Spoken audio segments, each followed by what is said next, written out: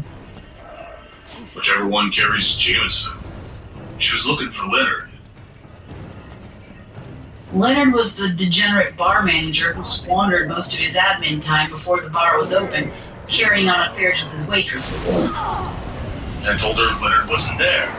She said it was her last stop of the day, so she ordered a beer and we talked. About what? Nothing really. He was playing coy. We just shared some industry stories. Again, that word. And after she heard some of mine, she asked me if I was happy at the bar. I thought you were. The anomaly shook his head, looking away. I love the industry. We see people and get to share in some of their best and worst moments. I'm not getting any younger. He paused. I gotta think about the future. My future. I've gotta get a 401k and some health benefits. I sat there in shock. Had he really thought these thoughts, or were they someone else's words? In the entire time I've known Brad, every iteration of it, he'd only gone to a doctor once, and that was because he gashed his palm so deep one evening that he needed stitches. Who was this man? My favorite moments with Brad were our little intimate ones. Not sex, just shared time and space. Spend a few years with someone and wonder how many times you share the bathroom sink to brush your teeth before bed. Catch a glimpse of your person undressing, or share a shower or a bath. The anomaly surprised me again as we were getting ready for bed that night. He showed me a facial moisturizer he'd just bought at Walgreens. He said he'd gotten the idea from some gentleman's email he signed up for. I silently watched him in the mirror as he applied the moisturizer and wondered if a different iteration of Brad, maybe an interdimensional variant that forked somewhere in his past, hadn't come to our dimension and kidnapped the anomaly into his place.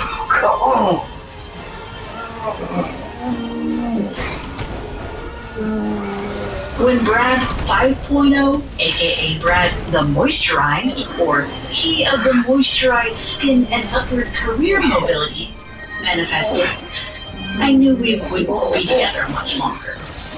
Call that intuition, or maybe he was waiting for the right time. It was him that broke up with me. Can you believe that? When he finally got the master to use his words, I was surprised by how relaxed he looked. He must have been carrying around our baggage for so long that it had weighed him down, and without he seemed liberated. His skin glowed, almost like in the olden days when he thought he possessed a bit of magic. I was jealous, but what hurt the most was that he actually accused me of being obsessed with Instagram. I did a double take. What? You're always on that app. You're doing the same things you used to accuse me of. It's a substitute for you actually living life. I had to admit he had a point. I had fallen down several Insta rabbit holes and followed them deeper and deeper as our relationship wilted. I work as an insurance underwriter. It's not a sexy job, but people always need insurance, so there is always some trickle of work. I structure my days to maximize my ability to do a little of everything. My first 30 minutes in the office are reserved for emails and follow-up phone calls. Then I have 2 hours provisioned for actual work and a solid half hour of phone time. That can sometimes fill up the space before lunch. And then we usually have meetings that could have been emails, but our company is filled with passive-aggressive assholes. So we have meetings with our immediate team, weekly departmental meetings, and a monthly all-staff. Huzzah! After that, we're supposed to finish the day strong, but almost everyone has had the will to live sucked out of them, so we sit on our phones. That's modernity. Instagram obsessions. I have too many to count. Have you ever heard of the English poison garden? I found that on Instagram. It has its own page and a garden influencer curating content from the ever-changing garden. The physical location and garden proper are fenced to protect wildlife and passersby because they contain something like 100 different toxic and narcotic plants. There are dozens of videos and hours of content to lose yourself in. You can even go there and take guided tours. Think of that. I stumbled onto that while searching for ideas for a shade garden. Our apartment has a small fenced-in backyard that gets only a pitiful amount of sunlight due to our landlord's plum tree, which he refuses to prune. I asked him to trim it and he ignored the request. So, with limited light, I thought of shade garden. Our plot already has a healthy infestation of belladonna. You can always identify belladonna by its greenish purple light and multi-colored berries, which range from green to cherry red. I knew it was poisonous, but had never delved into the plant's history. Roman women would make tinctures of belladonna in water. The resulting solution, adequately mixed, would then be used as eye drops, and one drop in each eye would trigger the pupil to dilate, as big as a dinner plate, which in ancient Roman times was considered a sexy thing. The Roman women would dilate their eyes before religious festivals and orgies. I read more and found a slew of native, shape-building, and poisonous plants, all of which came from Instagram. I tried to tell Brad about my discoveries and told him that this is what the internet should be used for.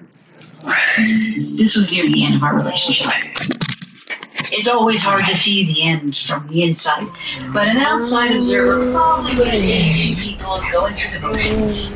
The morning kiss goodbye became the only affection, and the whispered, love you, became a placeholder.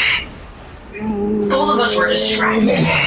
Brad with his new job, and me by my increasing obsession with Mr. Zuckerberg's application and poison plant influencers I was following.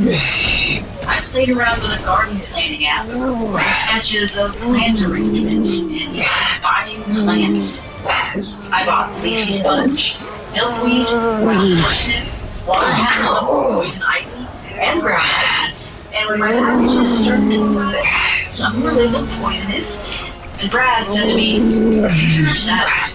Brad and I officially split about 4 months after the moisturized materialized, and when the end came, I didn't have a relationship. The version of Brad I was with was too far removed from the one I thought before, but I had also evolved. I admitted to myself that Brad was right. Fucking right this time. I was obsessed with Instagram and had allowed Mr. Zuckerberg's algorithm to take me on a journey. It started with shade plants and poison plants. The mysteries of topology came next. Witchcraft, modern and ancient. And finally, one further step into the abyss. Necromancy. Don't you jump scroll when you have purple? You wouldn't think dark corners exist on Instagram, as the algorithm guides you step by step into the madness. I remember the first reels I watched with titles like Your First 5 Spells, Sigil Magic Made Easy, Necromancy for Beginners, Raising the Undead, and Controlling a Thrall. I remember my first sigil. The sigil means tiny sign in Latin. I remember the witchy influencer with her perfectly straight black hair, almost see-through black dress, explaining the origins of sigil magic dating back to pre-Christian Eastern Europe, to the time of the Romans and Celts, to the time of the Druids. The essence of sigil magic was to focus on the word, intently focus, and associate that word with a person. And once the two were intertwined, both were graphic paper using bold capital letters stacked one on the other. For my first sigil, I chose the phrase rodent. The rodent was my former team. Following the pandemic, the company I work for had been hard about the best way to get the staff of underwriters working from home back into the office for productivity reasons. One of the corporate gimmicks was a company-sanctioned happy hour each Thursday evening at had an adjacent protocol. Every employee got 1 beer on the company's dime, and the environment fostered a generally positive attitude. However, some employees took the invitation to let their hair down to an extreme.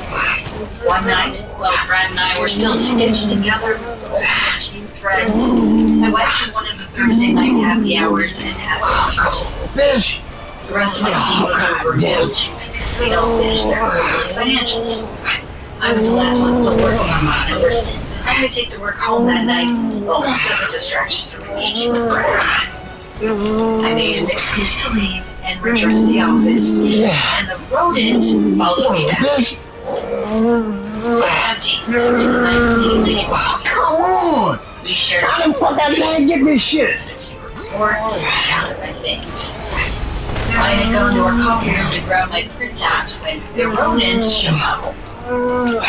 He was drunk, calling me in the coffee room, and prompted wisdom thought exposing himself would be a way of showing affection. I laughed and shouted for Rosalita, who appeared in the doorway and shouted, "Yes, Leo!" between bells of laughter. The next morning, I filed an HR report and took a sick day, playing an emotional stress release. Our company took surprisingly swift action. I accepted a 5-figure payout and 1 month paid leave of absence, which allowed me to take a little time to get a guide for poison garden. I had to sign it in.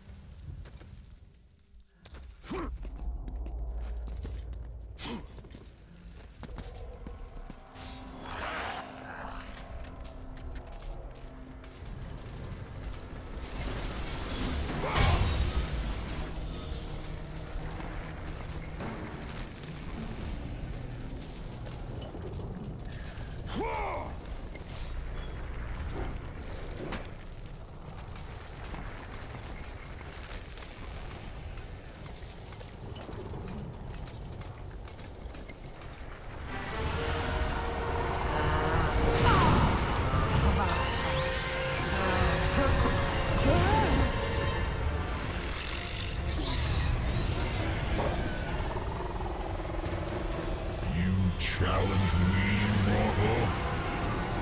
A god of Olympus? A true warrior does not hide, Poseidon! Leave the sea and face me! You have disrespected the gods for the last time, Kratos. I will leave nothing of you in my wake.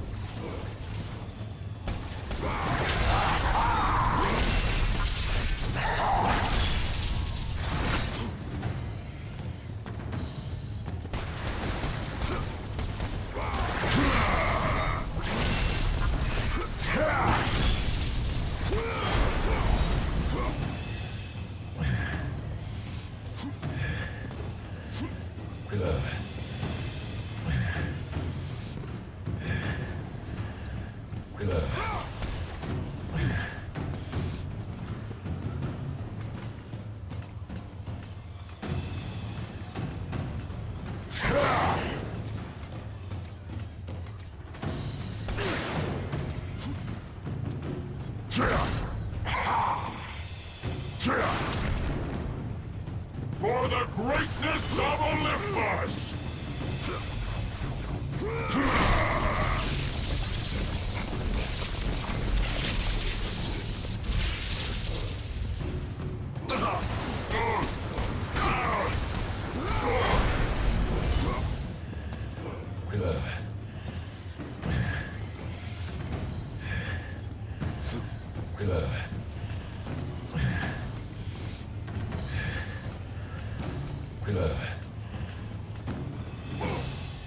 You will fail.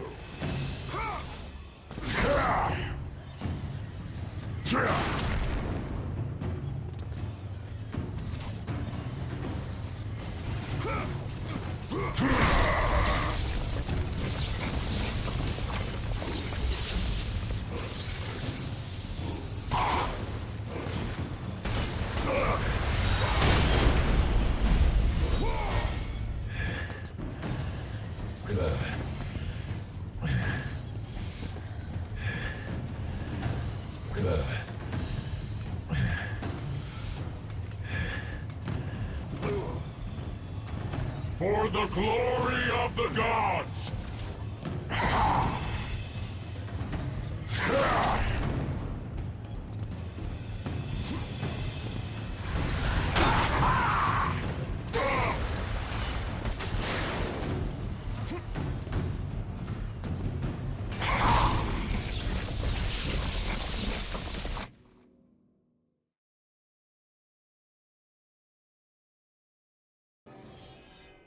You will never defeat us!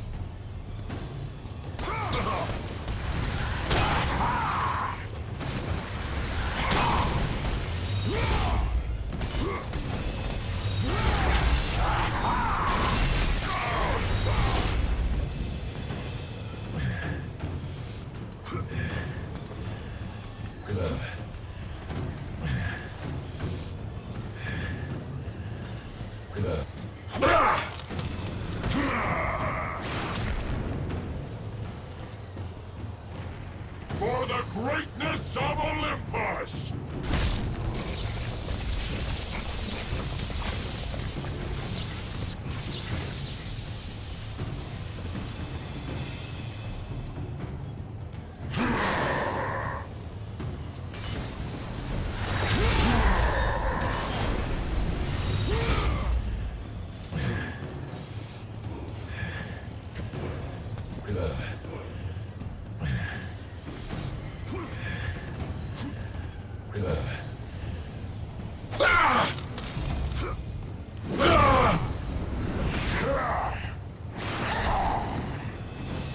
You will fail.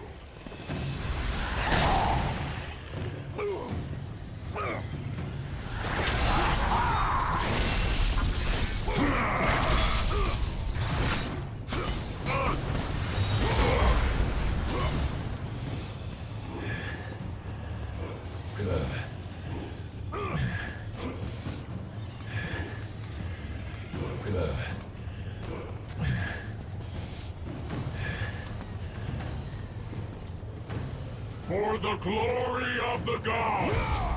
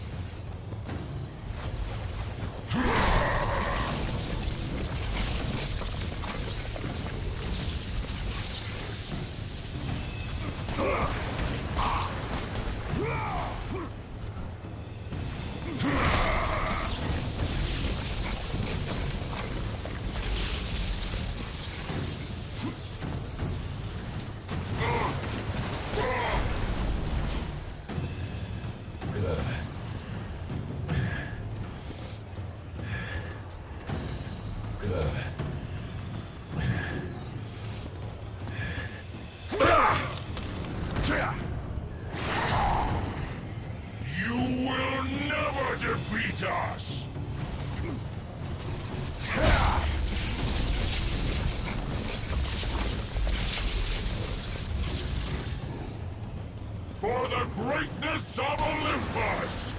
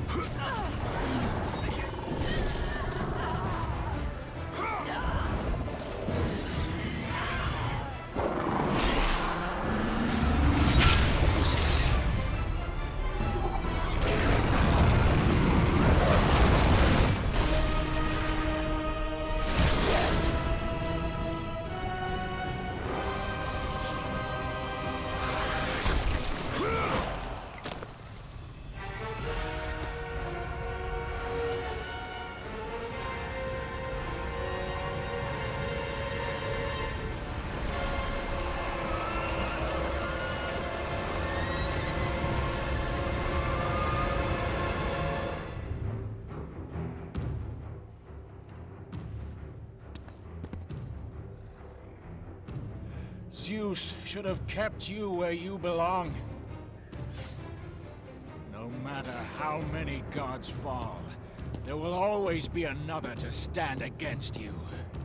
They will fall as well. The death of Olympus means the death of us all. Then prepare for your death, Poseidon.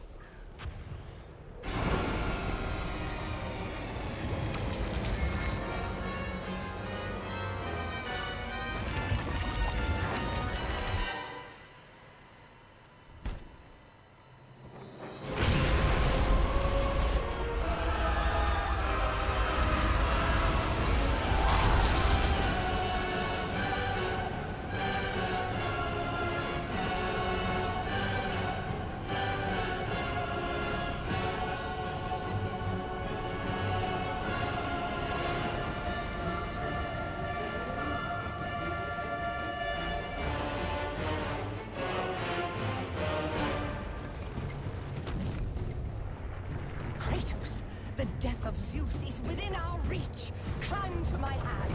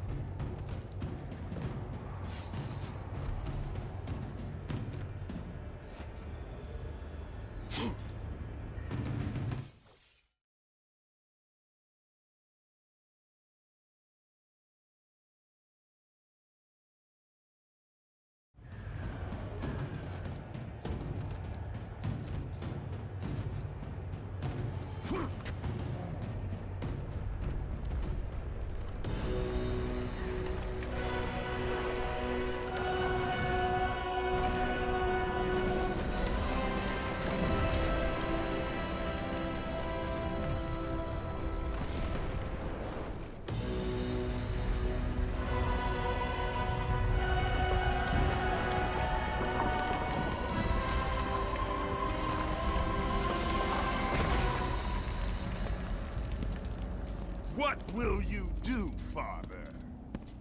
You can no longer hide behind the skirts of Athena. Athena is dead because of the rage that consumes you, Kratos. What more will you destroy? The hands of death could not defeat me. The sisters of fate could not hold me. And you will not see the end of this day. I will have my revenge! Petulant child! I will tolerate your insolence no more!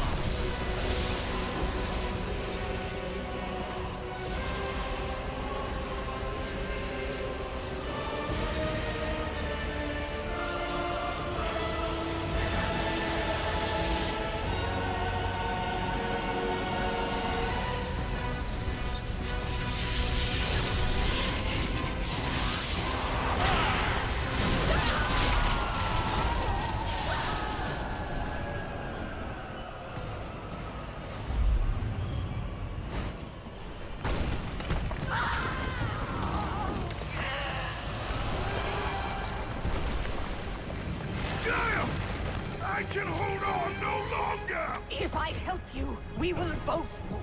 Even now, Zeus gains. The destruction of Zeus is why you saved me from death! I saved you to serve the Titans. Do not deny me my revenge! Listen carefully, Kratos. You were a simple pawn, nothing more. Zeus is no longer your concern. This is our war, not yours. Gaia!